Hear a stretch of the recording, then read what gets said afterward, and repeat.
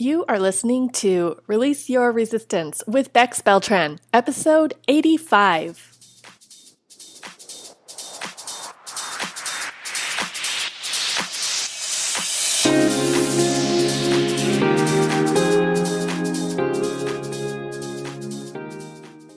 Welcome to Release Your Resistance. This is Bex.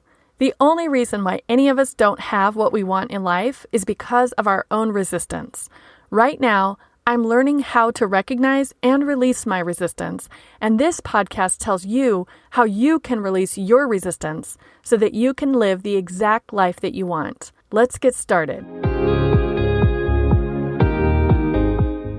If you have listened to this podcast regularly, you have heard from her before. I am so excited to share the third interview with Sheridan Caprasecca today on the Release Your Resistance podcast.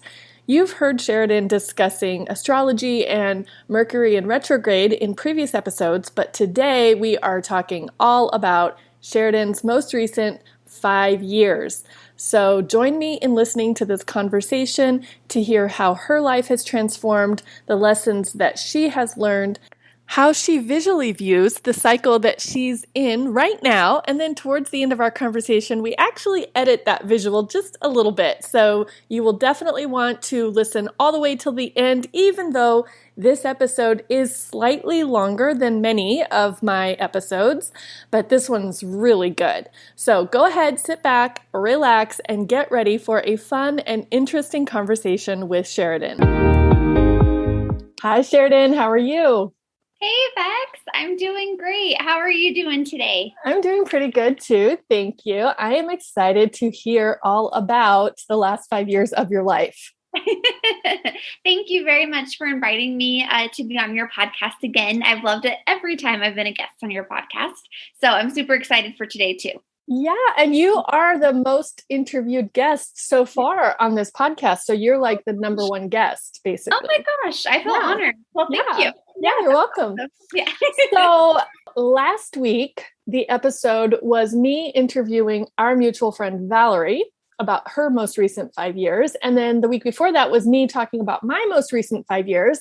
So now I want to hear all about your most recent 5 years.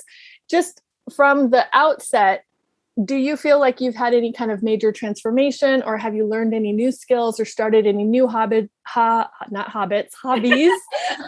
talents in the last 5 years? Definitely the last 5 years have been some dramatic shifts for me, just in the realm of multiple areas of maturity, because I was going from early to mid 20s, and now I'm at the end of my 20s. So there's a lot that I think that changes during that 5 year span. And I know for me, yes, there has been so much that has changed in the last 5 years for me. And I think those changes are in work, personal relationships, which I'm happy to dive in and kind of explain more because I think there's some really interesting trends. But the number one thing I think overall past 5 years is just overall maturity, like emotional maturity, life maturity. And when I say emotional maturity, the way that I look at things, the way that I think about things, more of a mastery of self, or like understanding myself. I think 5 years ago, I would not have taken a second to analyze any thought, any impulse, any reaction. Yes, I think over the past 5 years, that's been a huge thing that I'm very happy with, but emotional mastery and maturity, I say, would be the biggest overall change. Wow, that sounds exciting. And I do really want to dig in because now I'm very curious about this mastery and these emotional changes. Well, I will ask, I was wondering if you were going to say this, and maybe you are going to bring it up, or maybe this wasn't the word that you would have chosen for yourself. But one of the words that came up in previous discussions was confidence. Have you noticed a change in your confidence in the last 5 years? Yes, absolutely. Absolutely. So specifically, I think through meeting you. So thank you. I've used this for a lot. Confidence in self, and then also confidence in sticking up for myself and also in my own thoughts. And like something that I'll always remember that you say, your life is the story that you tell yourself. And I love that, because then it's like, oh yes, if I don't like this story, or if I don't like this particular chapter of this story, I don't have to tell myself that. And then also, it doesn't have to be that way. Like, I am in charge of my own life. I can make changes. And I think confidence goes with that, because you have to have confidence that you can make those changes and be okay. And then also having the maturity and confidence to be like, I recognize I don't like this. I want to work through this, and I want to change this. And I think definitely one area of my life where there's been a lot of changes in the last 5 years that also goes hand in hand with confidence is work. When I would have been 5 years ago, I was working for a company. I worked for an engineering firm, and I had like a pretty insignificant role. Actually, that sounds bad, doesn't it? All work is significant. Everyone should be proud in their work. I don't want to use significant. That's not right. But I felt like I didn't contribute a lot. Like I was just, and I was just, I didn't, I was not part-time, but I didn't contribute a lot, but I really, really wanted to. So I wanted more for a career. I was still in school. It took me a while. So I was still in school, but I was just about graduating. So I had no career confidence whatsoever. Yeah. Well, that sounds like it's part of the normal pace of someone at that age. And I just want to point out what I just heard you say as far as maturity, confidence, being able to reflect on your own thoughts, recognizing that life is the story you tell yourself. Oh my goodness, I wish I would have known this when I was in my late 20s. Oh, that would have made the next decade so much easier for me. But, that was in fact the path that I followed, and I don't have any regrets. I learned a lot. I experienced a lot. But I just am so excited for you and your future, because you already have this information and you already believe it. So yay for you. It's all because of you.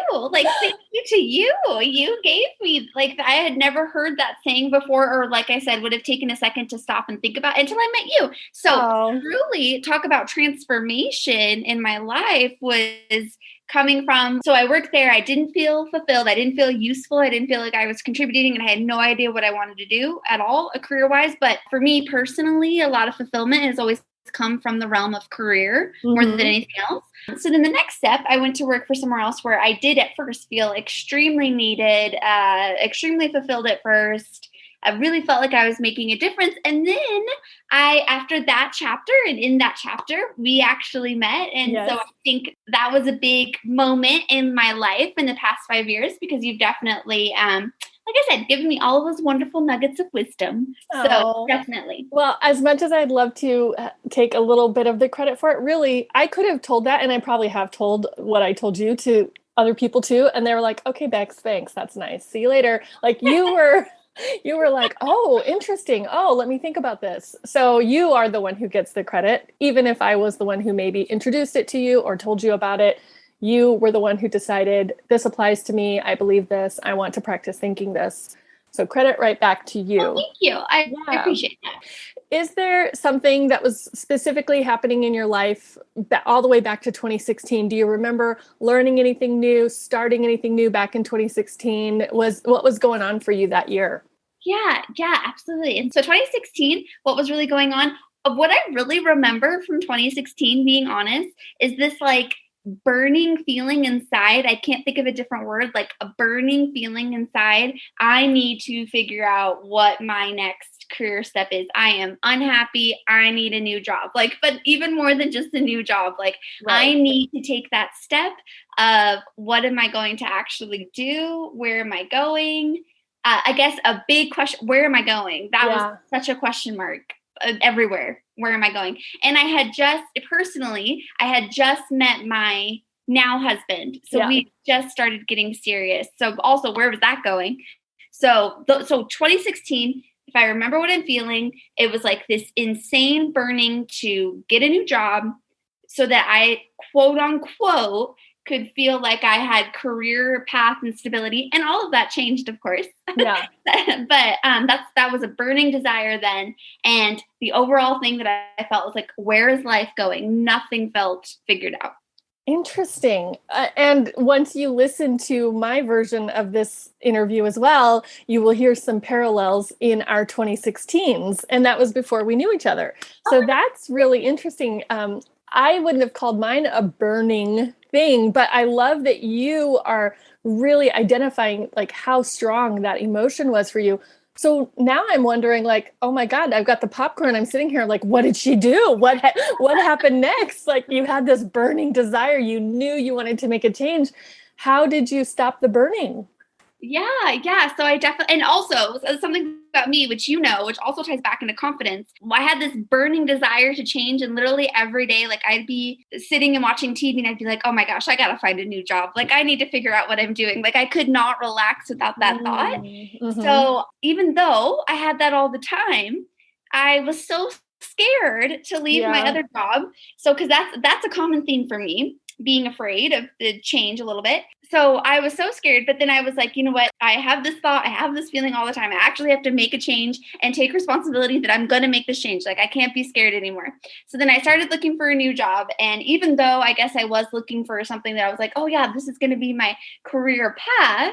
Because again, the overall feeling was, what am I going to do? I just found something that seemed really interesting, and I interviewed, and the interview went really well. I was super interesting, and I actually was extremely passionate about that job, and I did feel really fulfilled, and that Mm-hmm. did for a long time quiet that burning feeling, because I actually did feel like, oh, I took this step up. I got a little bit more of like, oh, predictability. Like, yeah, this is what I'm doing. This Mm-hmm. makes sense, fulfillment made sense. So I just found I think something that definitely that stopped the burning. And I think it really stopped the burning because through that job, that change, I actually did feel a lot more confident. I Mm-hmm. definitely went through my previous role feeling like I didn't contribute much and I couldn't do much. I didn't have any skills. When I stepped into this new role, the doors opened wide open where I started to genuinely believe I could accomplish any goal, even if it was like an insane goal thrown out there. In that change, I did 100% feel confident in that realm and that world that I could do anything. Yeah, and that is the way that I met you. When I met you, I definitely picked up on the feeling of, oh, goal, we're going to meet it. Oh, task, we're going to do it. Oh, new thing no one's ever done before, we can probably do it. That was kind of the vibe that I got from you. So that transformation definitely happened between time that you left that first experience that you were talking about and just within a few years. Yeah, Yeah. absolutely. Absolutely. And it's that was a very positive change in the past 5 years that I was very happy with. Yeah. Oh, that's so good. Was there any on the personal side, you mentioned that you had just started getting more serious in a relationship or it was just starting to. Anything else on the personal side as far as like your own personal hobbies or travel or just anything else going on for you that was kind of new for you in 2016? Yes, absolutely. So I've always wanted to travel as much as I could. I've absolutely, like, as a little kid through my adulthood, I love to go on Expedia and just look up trips and locations. I have like a million physical guidebooks Oh, of places wow. I've never been because I've been fascinated. I've always wanted to travel as many places as possible. Before the magical year of 2016, I had been on a few solo trips, which were awesome and extremely fulfilling and rewarding. But practically, I didn't have the money to do so. Yeah. So Dave Ramsey, the figure of Dave Yes. Ramsey, as a joke, would be very upset with me on traveling, and I didn't have the money to do so, and that wasn't the smart Oh, decision. okay. So he would not have approved of your No, traveling. Okay, got no, it. But I was that's very broke. okay. Other But yeah, people definitely approved of your travel. So we don't have exactly. to. Yes. Okay. Exactly. And it was very fulfilling. It was so fun. It was so cool. But then 2016 hit, and I really remember a distinct shift in 2016. I don't know how else better to say this, but this burning desire of I have to grow up. And Mm-hmm. I don't know. I don't know a better way to say it, but I felt like I need to grow up now. So then I definitely put like all of those plans on the back burner, but definitely started saving so that I could get to a few years later, which I affectionately call my years of travel, because like for 2 years, I was able to go on like 3 or 4 trips a year, which was just like Wow. awesome. Yeah. So Yeah. that saving, that quote unquote, taking a few years to focus. Uh-huh. save, grow up. I'm doing air quotes. You can't see it, but Oh, no, but we can hear them. Yeah. yeah. And then it led to positive things in the following years. Okay, so yeah, let's move on to the following year. So you had your burning desire in 2016. You decided, I'm going to grow up. You found a way to change your job and open the doors for yourself. Tell us about starting like in 2017. And if you want to kind of mash 2 years together, that's fine too. But what happened next? Like, what were some new things that happened for you in 2017? What new things did you learn or try or realize? Yeah, 2017 was a great year. 2016 was a more emotional year. Mm-hmm. Not sad, but a harder year. Yeah. And then it led to an amazing year in 2017. I felt fulfilled in what I was doing. I felt important at my work. I moved in with the guy I was dating we're now married, but we moved in 2017. And then I really focused on saving and feeling more secure in different areas of my life. I met a lot of amazing new people. I met new friends. I was open to new experiences. So from a lost year, feeling kind of down, I definitely had like an amazing door opening year in 2017. New job, new people, new experiences, all positive. So 2017 was a great year. Yeah. So do you attribute that flip of the switch was that just like your instinct and your intuition pointing you towards that positive change? Or did you find a mentor or books that you were, helping you, or how did you make that change? Because I'm sure people could listen and think, well, I want to grow up and I want to save money and I want to have doors open for me and I want to meet new people. So how did you do that? Yeah, no, that is such a great question. I remember in 2016 is when I really started getting into listening to YouTube videos. Like I would listen to it in the background when I was getting ready for work, or if I was getting ready to, like in the car, I would listen to YouTube videos. And some people that I really remember listening to are going to be kind of crazy. They're going to be not normal, but there was this lady that I still absolutely love.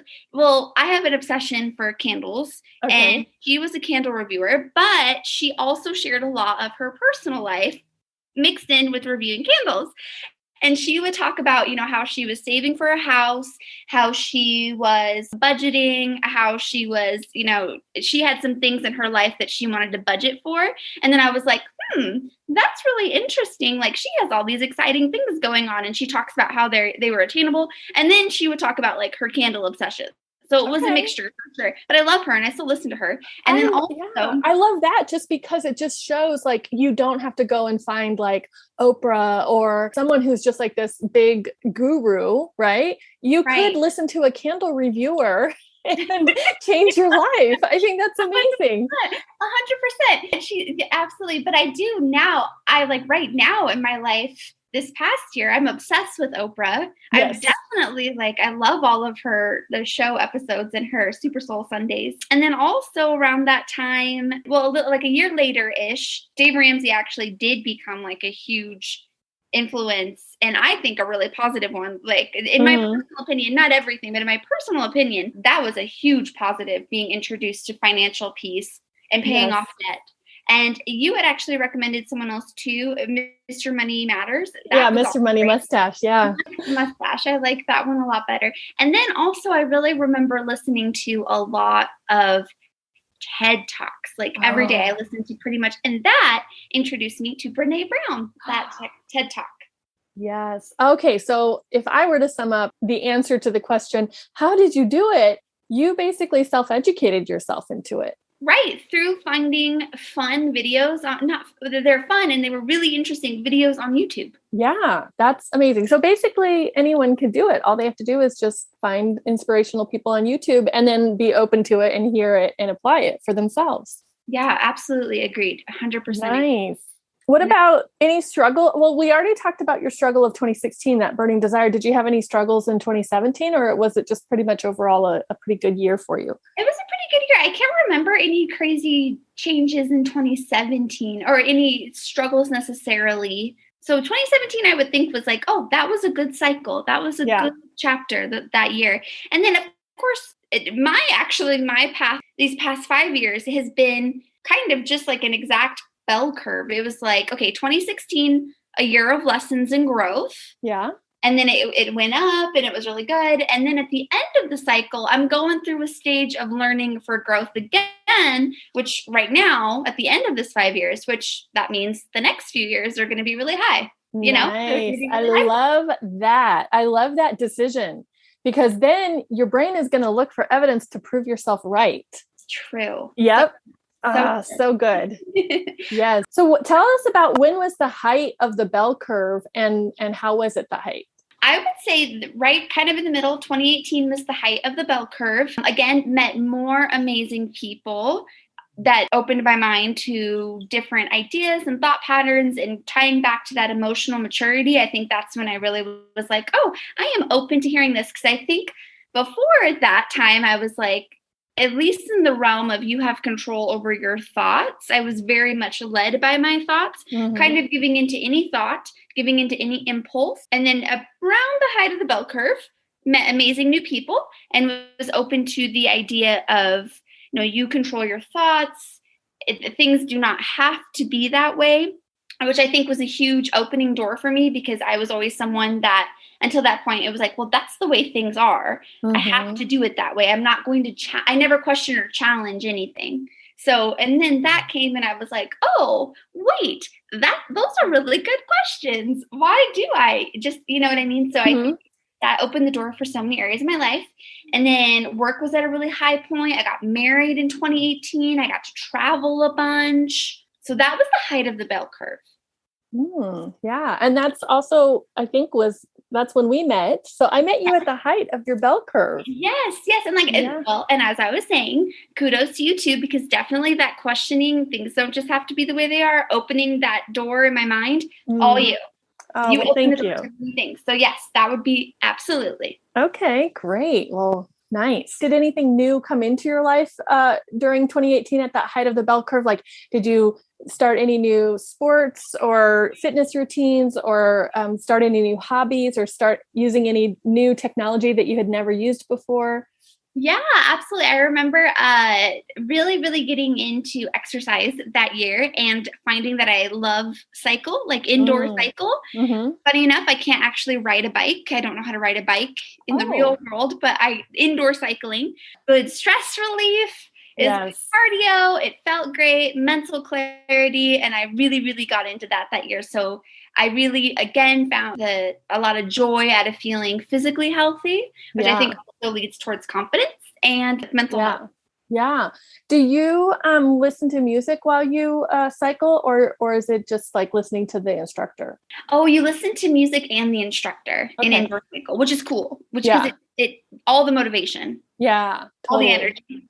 Do you have specific songs that you really, really like to hear while you're cycling? Yes. And I actually, there's the point I want to bring up, because something I find so fascinating about you is a song for the years of your life. Like have I love that. I think that's so cool. And I think you've done an episode about that on your podcast. So I love that. Yes. I remember at that time, Ariana Grande's was super popular, and she was great to cycle to. Her Problem song, I think is the title, Problem. Okay. Yep. Or No Tears Left to Cry. Oh yeah. So good. And then also I also love like Whitney Houston. Yeah. It's great to cycle to. Very positive. That is a big thing for me, is to hear music and then associate music with different times in my life. So that was in 2018. One of the things that I tried to focus on when I was reviewing my own timeline over the last 5 years was, what new technology did I learn, or what systems or what habits did I have? Like, I don't know if you knew this, but I didn't start daily journaling until 2018. And now it's such an important life skill for me that I would never give up, but it's relatively new. So do you have anything like that for yourself? Oh, I love that. That is so, I did not know that. That's great. In 2019, or maybe late 2018, I started to listen to actual podcasts, listen to the YouTube videos, but then actual podcasts. And I think that taking that free time to actually listen to podcasts versus just music or different things in the background, again, really contributed to being more confident in emotional mastery and expanding my mind for sure. Yeah. So a new habit I would have picked up is every day getting ready, I would listen to a podcast. And then in my car, I would listen to podcasts. Journaling, I didn't start doing that until this past year. So that's been really exciting for me too. But that was this past year. But other than that, on technology, One thing that I was really passionate about in 2018, which I also think the control of this led to a feeling more secure, and then also a sense of self and mastery over emotions, is I also got really involved in nutrition and what I actually ate. Like really watching the food that goes into your body, being really careful. I love wine, and I cut way back on drinking too for the same purpose of mental clarity, physical health, and being the best self that I can be. I really think in 2017 and 2018, I was on my main goal was to be the best self that I could be. Nice. And that was constantly in my mind.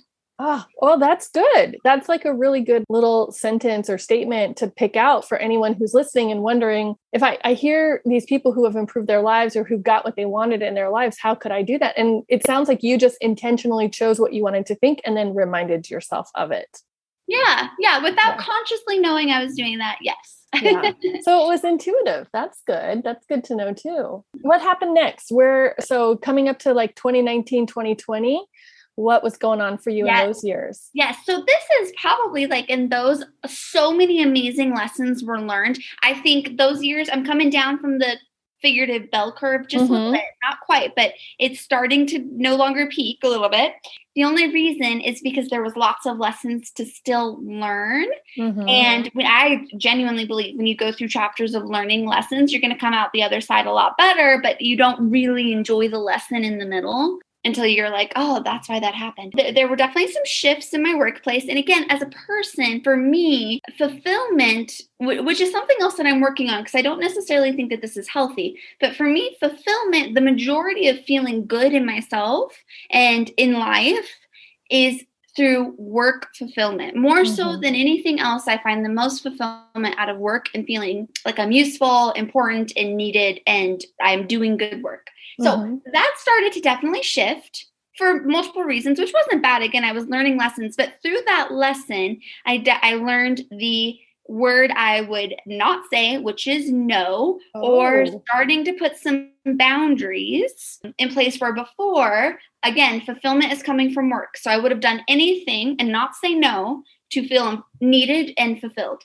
Yeah. So this, I was starting to see, no, that is not healthy. I need to learn this lesson and I need to start putting some boundaries into place, which was extremely difficult to do. I didn't do it very often, and it's still something that I struggle with, and I'm learning to be good at saying no and put boundaries. But I would definitely say through some hard lessons next at work, that's probably the lesson I learned. Say no more often and put in boundaries. Wow. That is so helpful that you are willing to say it out loud and share like the authentic version of it, because it would be so easy to be like, oh, I just had some tough times, and not like get specific and really share that the reason that you were struggling and learning was because of the discomfort around saying no. And I think a lot of people have that discomfort and they don't believe that they can say no. Did it feel like when you, like the times that maybe that you didn't feel comfortable or confident enough to say no, or you knew you could say no, but then you decided not to, maybe at the last minute, was it like a fear, or what was there, like a threat in your mind about, or what was it, I guess is my question. No, that's such a good question, because 100% yes. Thinking of saying, specifically in that chapter, thinking of saying no, I had all these fears that bad things were going to happen as the result of me saying no. Something else I'm actually seeing from this talk is, again, that lack of quote unquote security. Again, I'm doing air think security. I felt if I said no, I'm going to lose security. They're not, and of course, the worst thing, they're not going to like me anymore. So, that fear of being willing to not say yes to myself, but say yes to other things to make other people happy. I was afraid of what would happen if I didn't make other people happy. Like if I didn't do. So yes, I definitely think the inability to say no 100% comes from a fear. Yeah. And it's learning to overcome that. Well, it's interesting that you brought up the phrase making other people happy, because I know you have done so much work for yourself and on yourself, and you do think so much about how you show up and why you do what you do. So now, today, in the present, if I ask you the question, can you make other people happy? What do you say? You can't. I want to. I want to. We would all love to. What a lovely life, just making other people happy. That would be amazing. 100%. No, but yeah, only they can make themselves happy, and they're going to interpret things how they interpret things. I have no control. But still, even today, working on it, I know we need to work. And I think a lot of people need to work on it, but I'll still get little twinges of like, oh my gosh, but then I have to remind myself, I actually can't control their emotions. All I can do is try to be upfront and honest and put yourself first. So, and another thing along those lines that I absolutely love in this year, the end of this 5 years, falling in love with Oprah. Yes. She has a quote of, you have to be full of yourself, like in the sense that you have a full cup, because you cannot give to others if you do not have a full cup. Yes, true. I love that. Yes. Oh, that is such a good reminder too. One of the phrases that I've been saying a lot this year, or talking about and thinking about, is being a whole person. In other words, feeling that I'm whole as opposed to feeling that I'm somehow less than or diminished or not whole, And so that's really interesting to also compare it against the idea of being full in order to pour into someone else, in order to give to someone else, you have to be fulfilled yourself. Oh, true. Yeah. True. I love that. And I love that it sounds so nice, and it feels so nice when you say, I want to be a full person. Like, you know what I mean? Yes, I think that's what a lot of people, 100%. That's great. Well, what I want everyone to know is you already are a whole person. You don't need to do anything to fill up or to make yourself more worthy or to make yourself better. I mean, if you want to be better at a skill or a talent, do it because it's fun, but not because you need to, right? Not because you need to get up to a certain level, because if not, you're down below. You're already up there. You're already 100%. Right. 100%. Nope. And that is something that people 100% need to remember. But it's so hard to remember, but I love that. And yes, I need to remember that. Okay. I am already full. Yes. I'm already a full person. Yes. I love that. So cool. Okay. So where did we get now? So we were talking about 2019, I think. Should we just go straight into 2020? Or do you want to talk about, I don't know if there was anything to mention in the personal life about changes in the relationship, or continuing or stopping travel, or other personal things?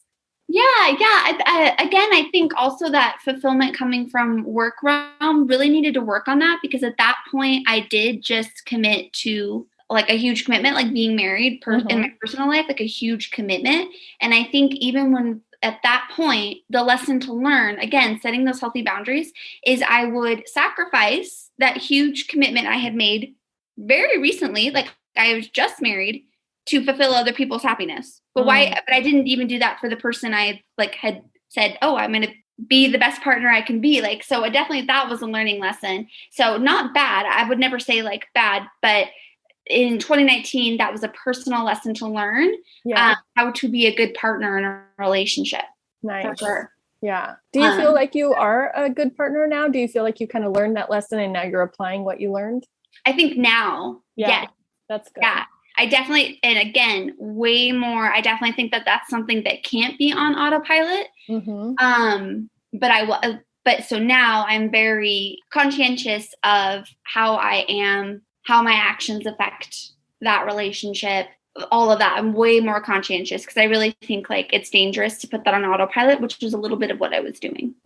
Yeah. And that seems like a very human thing to do. I'm sure we all, if we look back over at periods of our lives, maybe some of us are in there right now in autopilot, I think it's just normal, especially if we get caught up with work or other things. So I think it's great that you recognized it and consciously decided, okay, I'm going to be in the driver's seat. I'm not going to be on autopilot. Yes.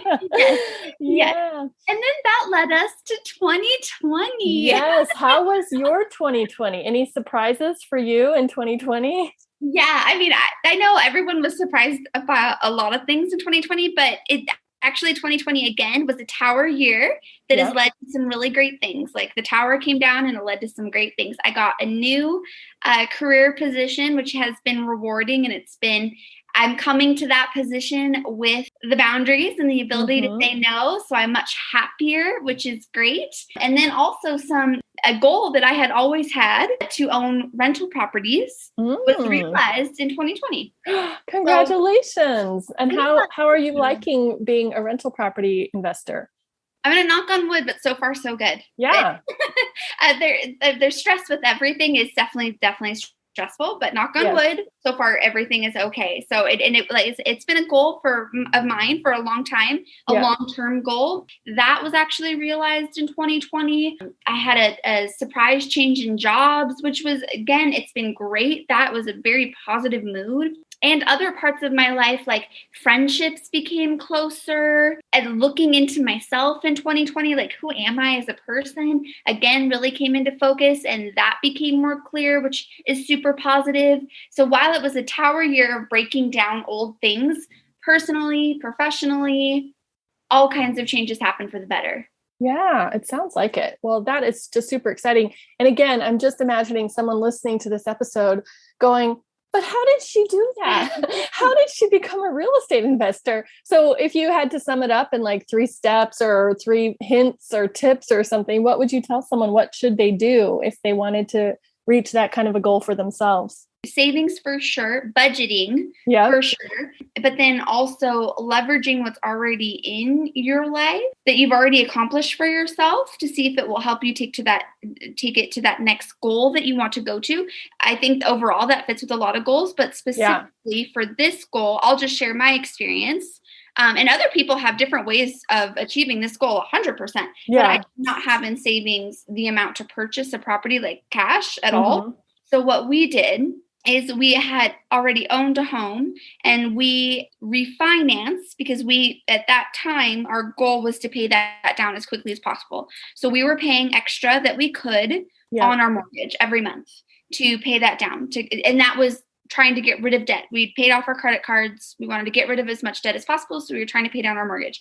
Well, that led to a growth in equity, which we were able to refinance and take that equity to purchase a second property. Now, so many other people have amazing ways of going about this goal. I'm not saying my way is good. I'm just saying that's what I did. And that's what worked for you. And that's amazing to hear, because even a key thing that you just said too, that I think some people aren't even aware of or don't even think about, is the idea of making the decision to pay down the mortgage, just to have it paid off, not even thinking, oh, and then I'm going to turn around and use that equity for anything, but just the idea, the security, the ability, the power of deciding consciously and intentionally, I'm going to take this extra money that we have because we're not spending it on things that are not as important to us. And we're going to put it all towards this so that we don't have such a big mortgage, or so that we do have more equity. I just think that's such a unique way of looking at it.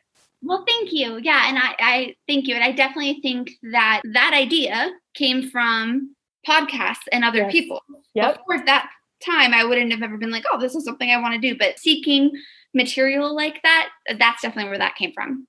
So I love that you mentioned that. Who knows, maybe 10 years from now, we'll meet someone and they'll be like, I listened to your interview back in August and you guys were talking about how to build equity and we did it. And now we have this. So maybe we're planting a seed for someone, just like we both got, right? We both heard advice from other people and decided to follow the advice. And it would be so fun. I also want to say, really small caveat. My dog is snoring a bunch. So I hope you're not hearing her. Okay. Or move the microphone really close to her so that we can get a little dog snore action on this episode. I just wanted to say that, like, I hope it, but she is loving the conversation as well. Okay. Well, that is adorable. I love the idea that we're like putting a little doggy to dream about transformations.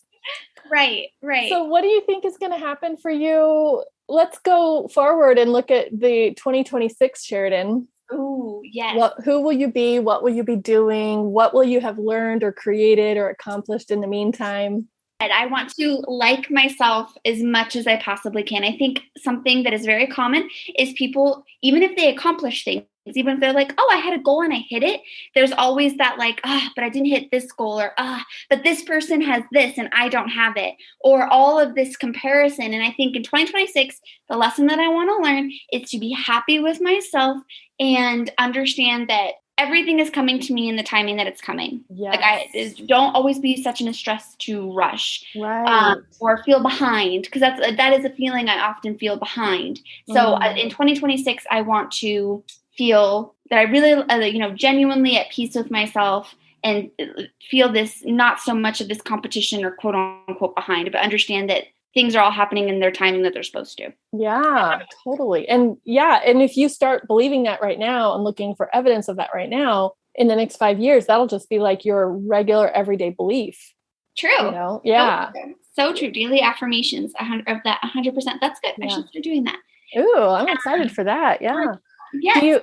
Do you have any like new skills or talents or anything that you think you'll have improved on or mastered or been all the way through the bell curve and be done with and retired by then? Oh, this new skill that I've picked up is journaling. This past year, as we talked about, I love that. Specifically, gratitude journal. Every day I wake up now, and it's a part of getting ready. I write down 5 things that I'm thankful for or grateful for in that specific day. And I don't allow it to be things like, I'm grateful I have a house. Right. Because every day you can be great. And that's something to be grateful for. But I don't do generic things. I try to be extremely specific. And then I'll catch myself like looking for things to write the next day throughout the day, which is great. And then it makes just everything feel better and you feel more fulfilled. And it also, I think, has really helped me when there's a dip or something bad that's going on, or a little bit of like, oh, that's not what I wanted to happen. It's like, well, that happened. I'm not happy with it, but I am grateful that this happened, or I am grateful of this lesson to be learned, or trying to find gratitude. So that's definitely a skill I want to continue to develop in the next 5 years. And that is scientifically proven too. But, it's not just someone creating journals telling you, hey, gratitude's good for you. Buy this journal and use it. But it is scientifically proven that, and you're describing the scientific effects of it on your brain. You're changing the chemistry of your brain, and you're changing your neural pathways to be on the lookout and find evidence of things to be grateful for. Which it is not, again, it's not easy, and it takes, because you still like the immediate human response is like, oh crap, I'm upset that happened. But yes, 100%, it does help overall with your mental state, 100%. That is exciting. Good work on that. I like that. What else? Any other skills or talents or art or technology or anything else? I know these are such great questions. I've recently taken up, like, as a hobby, making mosaics, but they're terrible and it's very entry level. So I get like glass. You can order glass online on the internet, and then you smash it with a hammer, and then you literally can buy concrete mix from Home Depot, and you glue it, and then you put it. And I've actually it's been very, as a semi-anxious person, like a pretty anxious person, this really helps calm mental thoughts, to have an outlet of something to do. So what's your favorite part, arranging the glass or cracking the glass with a hammer? Oh, I really like cracking the glass with the hammer. And then I do like arranging, but I like that, yes. And I actually really like, it's very satisfying to put the concrete on it. I don't know why. Okay, so I'll do a little sidestep. I wasn't going to talk too much about myself, but okay, so backstory, I have rental properties also. We have a vacancy. We're, again, remodeling a bathroom. It seems to be like our constant thing for the last couple of years. Every year we're redoing a bathroom. So yesterday we were in the rental property, or it might have been the day before, and we're changing out the countertop. And I'm saying we as if I'm helping. It's all my husband. It's not really me, but I was there. I was witness. And so he's trying to lift up the old builder grade countertop that has like the sink molded in. Yeah. It's all one piece, right? It's just a countertop, and the sink and everything is all molded in. He was trying to like lift it out with a crowbar, and it wasn't budging. It wasn't moving. And so he's like, okay, well, I hate to do this, but I'm going to have to. And I was like, oh no, are you going to have to HGTV this? And he's like, yep. So that means take a sledgehammer to it, right? And crack and break the countertop in order to remove it. So he was doing that with the hammer. And I was just like, first of all, I think we should be filming this, but then also, oh my goodness, what if there's a problem and then we don't get a new countertop on? Like, I had all sorts of feelings. But then he was like breaking it, and he was being more careful about it, not just like they do on TV where they just go in and smash and break everything. He was like being very measured about where to break it, and breaking off small pieces, and then, removing them and handing them to me. And every time that I accepted one, I was like, I wonder if Sheridan wants this. Oh my gosh, you did? Oh my gosh, I would love that. That is so cool. I should have continued that line of thinking because I was Oh my like, gosh. no, she doesn't want a dirty old countertop from a rental property. Throw this in the trash. No, I would have. Oh, well, I'm honored that you thought of me, and that is so exciting. I love that you guys are master remodelers. Oh, well, and then I do have to admit, and this is why I asked you what your favorite part is, then excuse me, he was doing a different part, like something with the plumbing to release that part of the countertop. Yeah. And then I was just standing there waiting. So I picked up the hammer and I was like, can I go ahead and smash this part? And I did, and it was, and I had to do it a couple times. Like it didn't just crack immediately, but he was like, no, do it right there. Nope, do it harder. And then I kept on doing it, and it cracked. Oh my gosh. Yes, so it was very rewarding. Yes, Yep. yes, stress relief for sure. They have those. Actually, I love the story of you. I hope you're okay with me telling it, that there was like a structure in your backyard when you moved, and you really enjoyed taking down the structure. Oh yes, I do remember that. I had a crowbar. And my husband was like, be careful. And I was like, watch this. That's so funny. That is so, Yes. really good stress relief. Really yeah.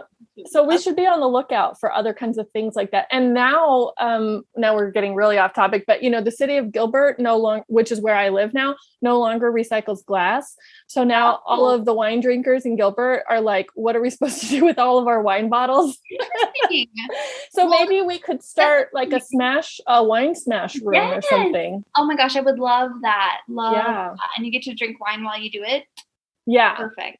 Okay. Well, we'll have to, maybe that's what we'll be discussing on our 5-year episode reunion. Yes. What happened in the remaining 5 years? We started a wine smash hobby. I love that. 100%. Yeah.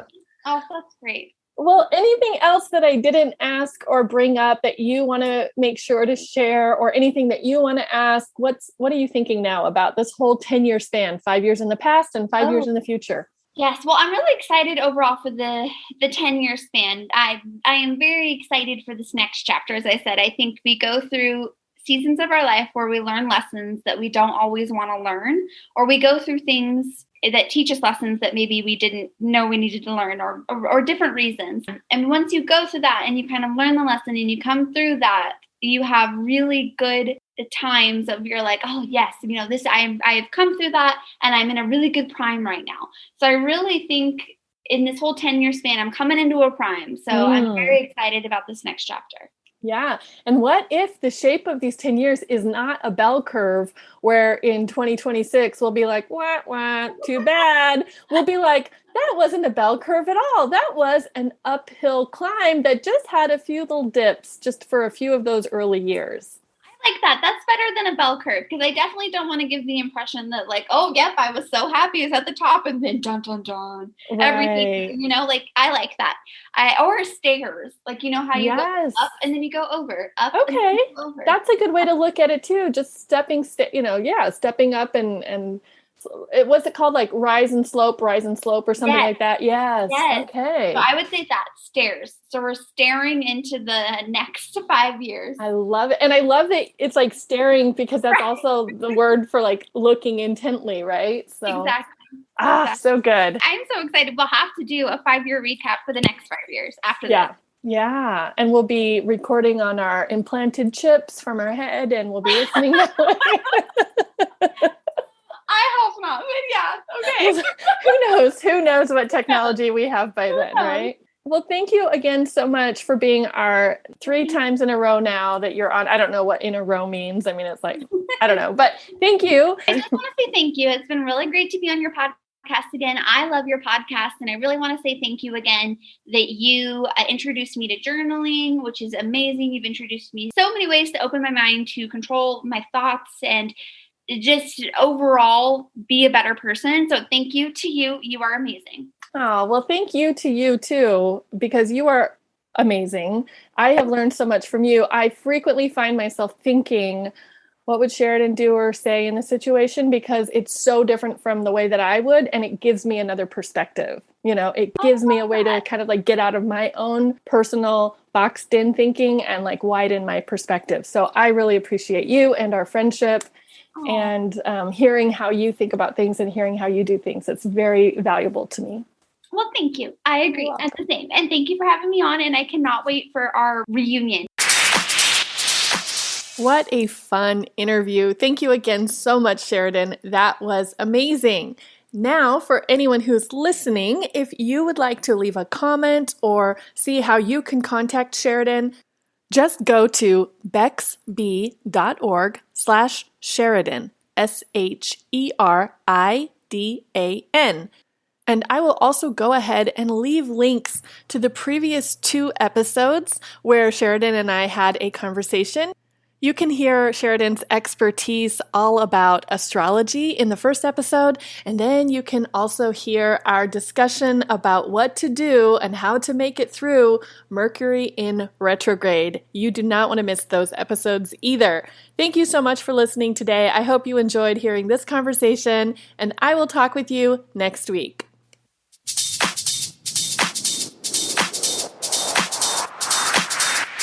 This has been Release Your Resistance. Thank you for listening. If you like this podcast, make sure you're subscribed and leave a review on Apple Podcasts. Also, think about someone who you know who would love this episode and share it with them. There should be a share button on your app if you're listening to this on your phone. If you'd like to continue this conversation one-on-one or in real time, come visit me on my site at bexb.org to see how we can work together.